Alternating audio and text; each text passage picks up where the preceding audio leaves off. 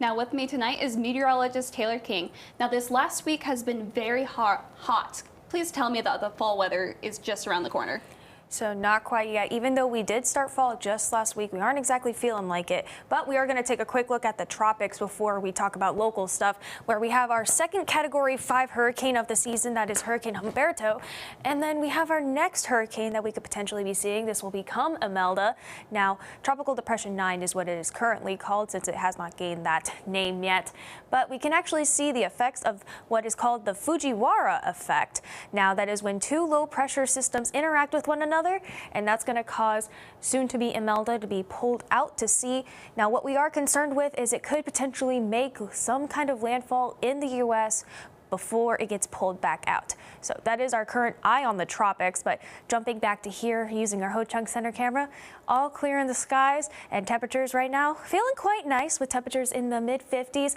Not really seeing any winds, but that humidity is at 75%, so might be a little bit sticky out there, but that dew point is at 48 degrees, so there is that.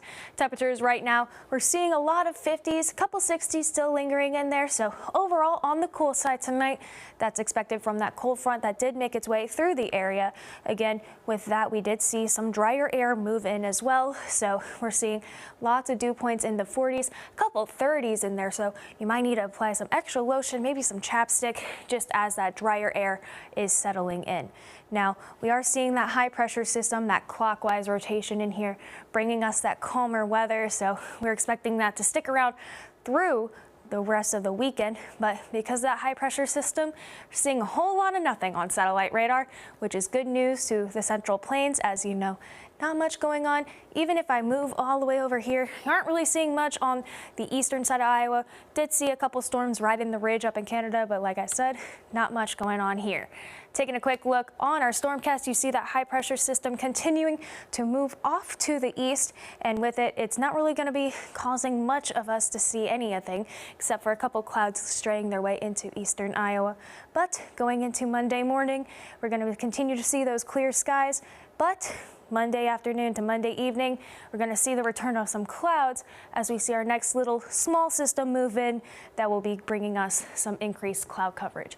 With that system that'll be moving in, we're going to be seeing the return of the humidity, so we're seeing that shift of southeasterly winds that's going to bring up some moisture from the Gulf, bringing our dew points into the mid and upper 50s, so not quite to that uncomfortable range, but it does mean that the humidity is returning, along with the potential for some patchy fog during the overnight hours. Tonight, though, shouldn't really be seeing that. It's going to be on the clear and the calm side.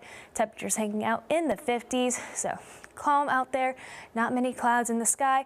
Continuing that into tomorrow, where it's going to be a little bit warmer with those southeasterly winds bringing up all that moisture from the Gulf. Going into the 9 on 9, let's take a quick look as we see the return of the cloud coverage going into the work week. See a little bit thicker cloud coverage on Tuesday. That'll clear out by the time we get towards the end of the work week. Then by the weekend, we're seeing that return of some potential showers moving into the area. And then once the weekend rolls around, we go into next week, we're going to be seeing a little bit closer to seasonal, but still a little bit above average. You know, nothing has made me so thankful of living in Iowa than seeing all those hurricanes and that severe weather coming towards the islands. No, that is for sure. Again, thankfully with the high pressure over us, clear weather, but that does mean severe weather on the far ends of the country.